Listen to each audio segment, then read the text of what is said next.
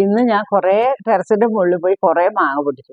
നമുക്ക് കടുമാങ്ങയ്ക്ക് പാകമാണോ? കുറച്ചൊക്കെ വലുതായി തുടങ്ങി. എന്നാലും ഞാൻ ഇതുകൊണ്ടാണ് കടുമാങ്ങ ഉണ്ടാക്കാൻ പോകുന്നത്. എന്താ ചെയ്യേണ്ടതെന്ന് അറിയോ? കണ്ണിമാങ്ങ, അത് കഴിഞ്ഞാൽ കല്ലുപ്പ്, തിളപ്പിച്ചാറ്റിയ വെള്ളം കേട്ടോ. ആദ്യം തന്നെ നമ്മൾ എന്താ ചെയ്യേണ്ടത് വെച്ചെങ്കിൽ ആദ്യം തന്നെ കല്ലുപ്പ് ഇടണം.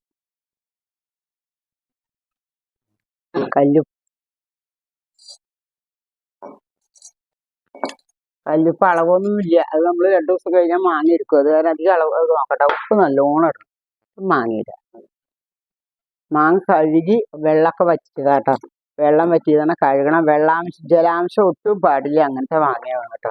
ഇനി ഇത് ഉപ്പിൽ കിടന്നിട്ട് 2 ദിവസം കഴിഞ്ഞ് കഴിഞ്ഞാൽ ഇതിന് കേടുണ്ടെങ്കിൽ ഇതെന്തുണ്ടാവും വെച്ചാൽ ചീഞ്ഞു പോകും.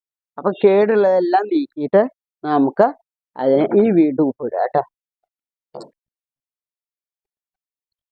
വീണ്ടും ഒരു ട്രിപ്പ് ഉപ്പിടണം.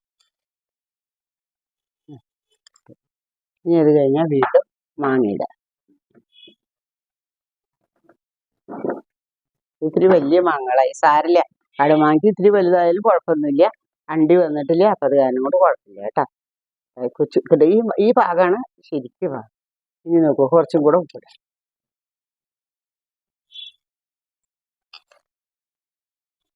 ഇത് ഉപ്പിട്ടു. ഇനി നമുക്ക് തിളപ്പിച്ചാറ്റിയ വെള്ളം വെച്ചിരിക്കുന്നത് കേട്ടോ. അത് ഇതിലൊഴിക്കും. തിളപ്പിച്ചാറ്റിയ പച്ചവെള്ളം ഒഴിക്കരുത്, തിളപ്പിച്ചാറ്റിയ വെള്ളം ഒഴിക്കണം കേട്ടോ. അപ്പോൾ അതിൽ ജേംസ് ഉണ്ടാവും. പച്ചവെള്ളം ആകുമ്പോൾ തിളപ്പിച്ചാറ്റിയ വെള്ളമാണ്. അത് കഴിഞ്ഞ് കുറച്ചും കൂടെ ഉപ്പിടാം. ഉപ്പ് കുറച്ച് കൂടുതലായതുകൊണ്ട് കുഴപ്പമില്ല. 2 ദിവസം കഴിഞ്ഞാൽ നമുക്ക് ഇതിന്ന് നല്ല മാങ്ങകൾ തിരഞ്ഞെടുക്കണം. വീണിട്ടോ ചതവുണ്ടോ നോക്കൂ. ഇനി ഇതിനെന്താ ചെയ്തത്?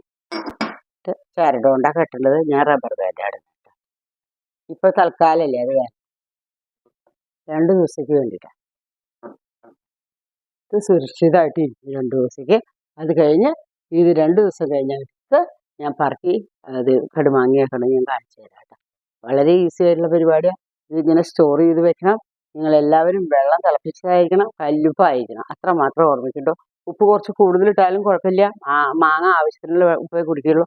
അത് കഴിഞ്ഞ് ബാക്കിയുള്ള ഉപ്പ് വെള്ളം നമുക്ക് കളഞ്ഞു. വെള്ളം യൂസ് ചെയ്യണ്ട.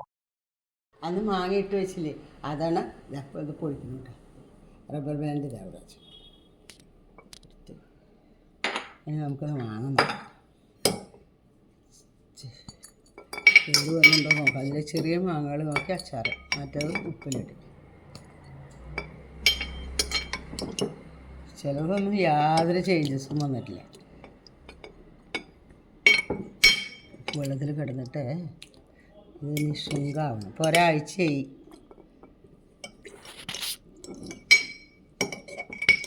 ഇത് കടുമാങ്ങ ഉണ്ടാക്കിയാൽ നല്ല ടേസ്റ്റാട്ടോ. കുറേ കാലം ഇരിക്കും ചെയ്യും. കുറച്ചെടുത്തിട്ട് ഞാൻ ഉണ്ടാക്കണം. ബാക്കി അവിടെ കിടക്കട്ടെ കേട്ടോ. എല്ലാം കൂടി ഒരുമിച്ച് വേണ്ട കേട്ടോ. ഇത്ര മാങ്ങ എടുത്ത് ഇനി ഇതിനെ എന്ത് ചെയ്യുന്നത് വെച്ചെങ്കിൽ ഇത് അതേപോലെ അടച്ച് വയ്ക്കും. ഒരു കേടും വരില്ല. കുറച്ച് നിങ്ങൾക്ക് കാണിച്ചു തരാം എങ്ങനെ ചെയ്യുന്നത്.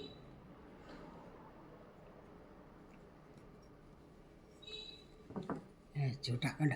മാങ്ങ അതിൽ കേടുള്ള മാങ്ങകൾ മാറ്റണം. അധികം മാങ്ങയ്ക്കൊന്നും കേടില്ല കേട്ടോ. മാങ്ങകൾക്കൊന്നും അധികം കേടില്ല. ഇത് ഉപ്പ് കുടിച്ചിട്ടുണ്ടോ എന്ന് നോക്കട്ടെ. ഞാൻ മുറിച്ച് നോക്കിയാലേ അറിയാം. ഞാൻ മാങ്ങയുടെ വെള്ളം കുറച്ച് ഇതിൽ ഒഴിക്കാം. നോക്കൂ, നല്ലെണ്ണയും കായതാ. ഇത് കടുക് പൊടിച്ചത്. കടുക് തരിതരിപ്പായിട്ടാണ് പൊടിച്ചിരിക്കുന്നത് കേട്ടോ. ഇത് ഉപ്പുമാങ്ങയുടെ വെള്ളം കേട്ടോ. മാങ്ങാ വെള്ളമാണ് അത് കേട്ടോ. എങ്ങനെയാണ് ഉണ്ടാക്കുന്നത് ഞാൻ കാണിച്ചു തരാം. ഇതാ ആകെ മാങ്ങ ഇളക്കി കുറച്ച് മുളക് പൊടി ഇട്ടു. കാശ്മീരി ചില്ലി പൗഡറാണ്. ഇനി എന്താ ചെയ്തിട്ടുണ്ടെങ്കിൽ ഈ മുളക് വെള്ളം, ഇത് മാങ്ങയുടെ വെള്ളമാണ് കേട്ടോ. ഉപ്പുള്ള മാങ്ങ. അപ്പോൾ നമുക്ക് അധികം ഉപ്പിടണ്ട, മനസ്സിലായില്ലേ? ഈ വെള്ളം ഒഴിച്ചു.